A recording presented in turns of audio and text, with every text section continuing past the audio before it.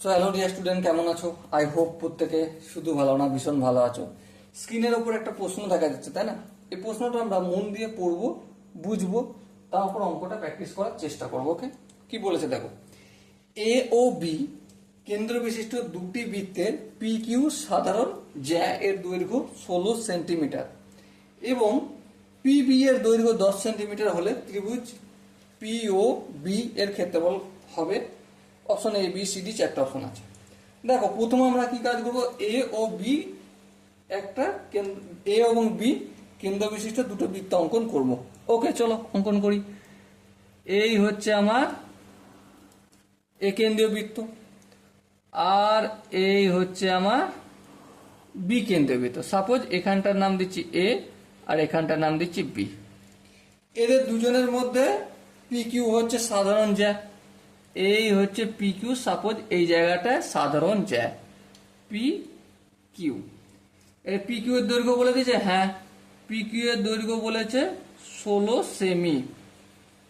বেশ, এবার দেখো পিবি, পিবি মানে এই এখান থেকে এখান পর্যন্ত দৈর্ঘ্যটা,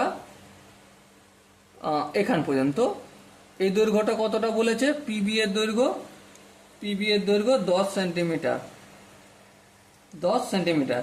বেশ,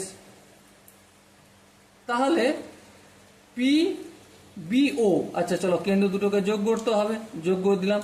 এখানটা হচ্ছে ও, এর ক্ষেত্রফল পি ও বি এর ক্ষেত্রফল কত। দেখো, এই কাজটা আমাকে করতে গেলে একটা কাজ করতে হবে। কি কাজ? প্রথমে আমাকে পি ও বাহুর দৈর্ঘ্য বের করতে হবে, হ্যাঁ। তারপর আমাকে কি করতে হবে,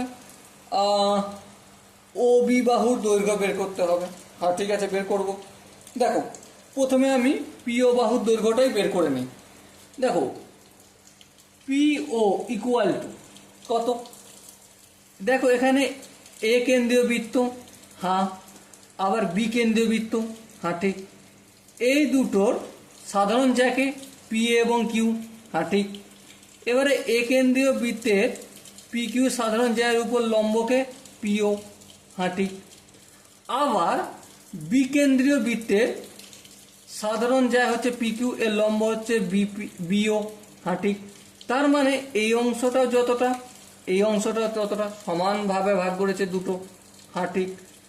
আচ্ছা, পি কিউটা যদি 16 সেন্টিমিটার হয় তাহলে পি কিউটা কত, অবশ্যই সমান দুটো ভাগে ভাগ করেছে, মানে এই দিকটা হয়ে যাবে 8 সেন্টিমিটার।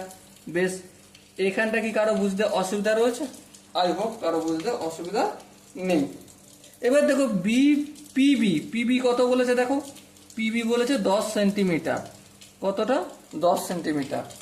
তাহলে বিওটা নির্ণয় করব কি করে? দেখো, এটা তো সমাকোণ হবেই, হ্যাঁ ঠিক।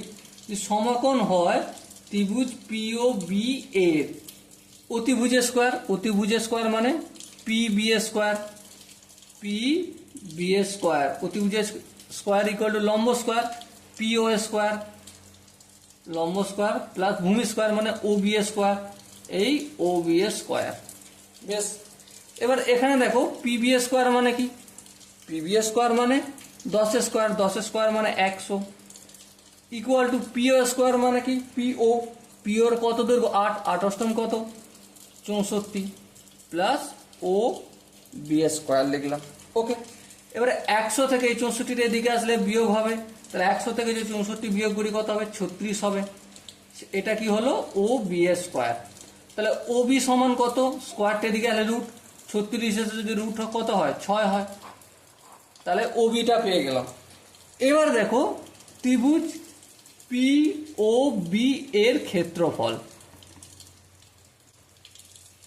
ক্ষেত্রফল সমান কি, হাফ ইন্টু ভূমি, ভূমি বলতে এখানে ওবিটা, ওবির দৈর্ঘ্য কত 6, ইন্টু উচ্চতা, উচ্চতা বলতে এই যে ওপি, ওপি বলতে কত 8, এই 8 লিখলাম। 2 1 2, 4 2 8, তাহলে 4 6 কত হবে 24 semi square. Okay, so dear student, I hope তোমরা প্রত্যেকে এই কোশ্চেনটা বুঝতে পেরেছো, কোশ্চেন আনসারটা কিভাবে করেছি, কনসেপ্টটা বুঝতে পেরেছো। তো যদি বুঝতে পেরে থাকো তাহলে একটা লাইক শেয়ার সাবস্ক্রাইব আশা করবো, আর যদি বুঝতে না পেরে থাকো তাহলে কোন জায়গাটা বুঝতে পারোনি সেটা কমেন্ট করে জানাও। ওকে, তো দেখা হচ্ছে পরবর্তী সেশনে, ততক্ষণ পর্যন্ত ভালো থেকো, সুস্থ থেকো এবং জয় হিন্দ।